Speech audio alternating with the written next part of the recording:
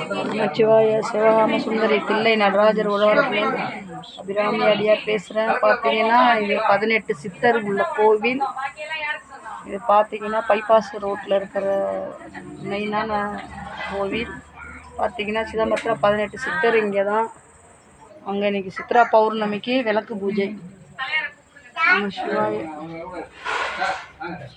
இந்த விளக்கு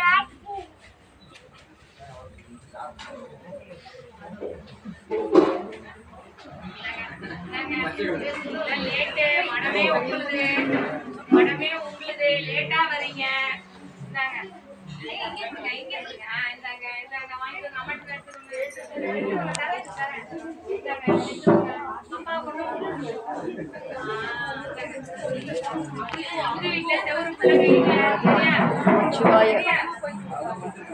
சித்ரா பௌர்ணமி முன்னிட்டு விளக்கு பூஜை.